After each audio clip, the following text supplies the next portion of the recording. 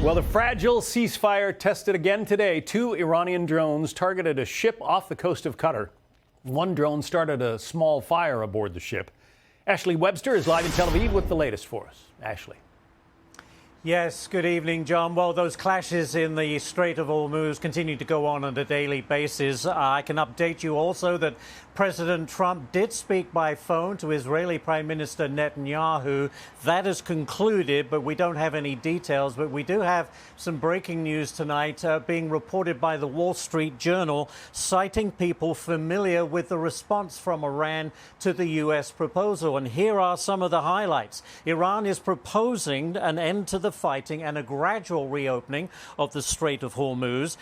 The U.S. must lift its blockade of Iranian ports, say the Iranians. Nuclear issues to be negotiated over the next 30 days, another stipulation. Also, Iran proposing to have some of its highly enriched uranium diluted, the rest transferred to a third country, and also Iran willing to suspend enrichment of uranium, but for a shorter period than the 20-year moratorium being proposed by the administration. And it will be interesting to see what reaction we'll get to these points by the administration. But earlier today, Iran's military said that if the U.S. was thinking about restarting the war, they better think again. Take a listen.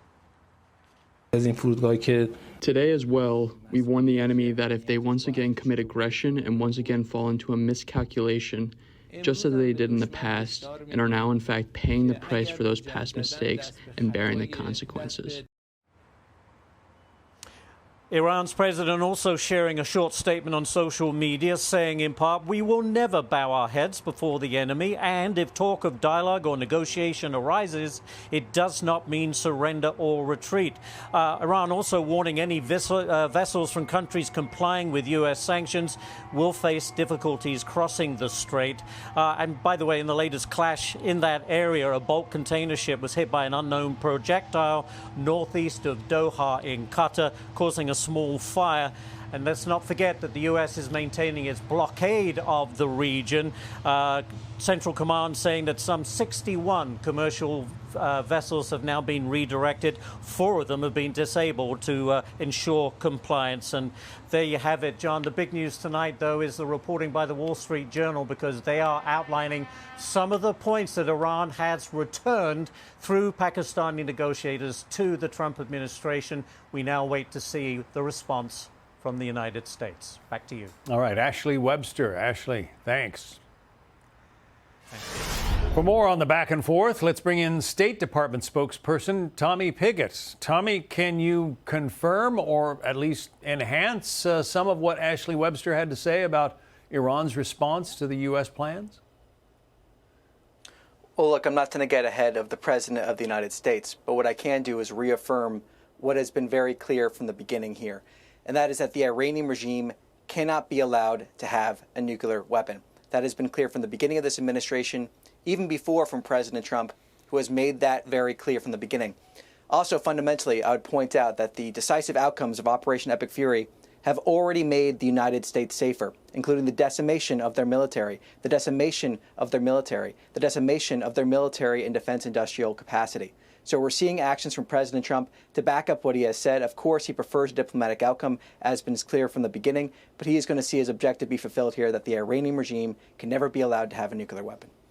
They are saying, apparently, that they want 90 days to negotiate something about the nuclear material they possess or their nuclear program. It wouldn't seem that the president would be in favor of something like that. Well, again, I'm not going to preview what the president made aside, but I think it is important, again, to stress how clear the president has been here on his objectives. He has been very clear from the beginning that the Iranian regime cannot be allowed to have a nuclear weapon. He's been very clear about the issue of nuclear dust, as it's commonly called, wanting to see that being given to the United States.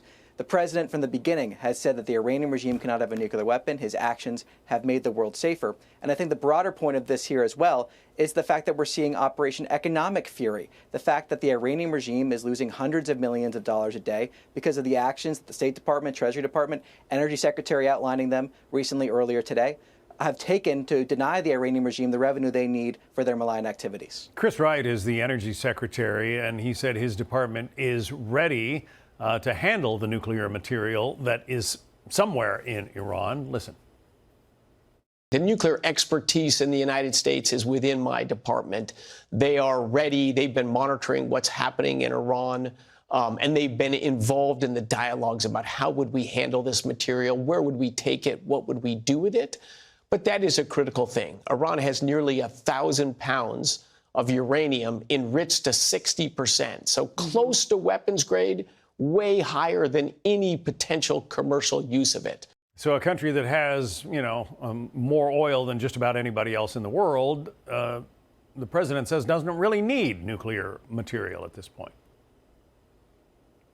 Well, 2 points here. First is we've seen an Iranian regime that for too long has not spent their vast wealth on energy infrastructure, on food for their people, on water for their people, and instead has used it on malign activities, a nuclear weapons program, funding their terrorist proxies around the region. These are all things that are being addressed by President Trump's maximum pressure policy to deny them the funds to do those malign activities. I think what's also important to point out here is the overall context of the fact that we have diplomacy from the beginning of this administration. We saw Operation Midnight Hammer. Diplomacy was opened yet again. We saw the decisive outcomes of Operation Epic Fury. President Trump means what he says. He means what he says when the Iranian regime cannot be allowed to have a nuclear weapon.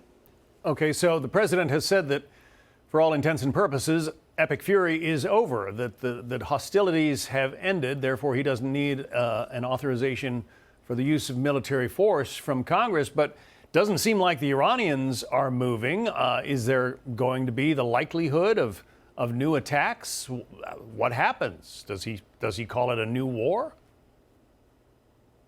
Well, 2 points here. First, as the Secretary of State has described, the activity we have seen recently has been defensive on the part of the United States. Of course, if we see our equities, if we see U.S. military service members, our ships come under attack, we're going to stop that. We're going to prevent that. That's defensive action on part of the United States. Of course, we're going to defend and stop any attacks on U.S. military ships. That's common sense. We're going to keep doing that as the Secretary of State has described. What we're seeing now, though, from Operation Epic Fury is when this operation started, the president outlined clear objectives. I discussed a few of those a few moments ago. The destruction of their Navy, the decimation of their Air Force, their missile capacity, their defense industrial base. We have seen those objectives be fulfilled. So now we're seeing this blockade of our Iranian ports. We're seeing Operation Economic Fury. We're seeing the denial of hundreds of millions of dollars to the Iranian regime. But fundamentally, it comes back to this point. The president wants to see a deal here, but he will see his objective be fulfilled that the Iranian regime cannot have a nuclear weapon. The president means what he says, and he has proven it again and again. As you and I have been talking, Tommy, the president just posted this on Truth Social. He writes, "I have just read the response from Iran's so-called representatives. I don't like it. Totally unacceptable. Thank you for your attention to this matter, President Donald J. Trump." So I guess it's back to the drawing board. We'll see what the president decides to do from here. Any predictions, Tommy? Well, I'm not going to be in the prediction business. I think the president's stating it very clearly there. Again, to stress, our objectives here have been very clear from the beginning. There is no guessing what the president wants here. That is, the Iranian regime cannot have a nuclear weapon. And I think another important point is we saw under the Obama administration a bad deal that gave the Iranian regime a roadmap to a nuclear weapon. President Trump is going to make a good deal for the American people that protects the United States, the world, and future generations. Tommy Pigott from the State Department. We appreciate your time today. Thanks, Tommy. Thanks for having me on. Be sure to like and subscribe for all the Fox News latest on YouTube and catch full shows streaming now on Fox One.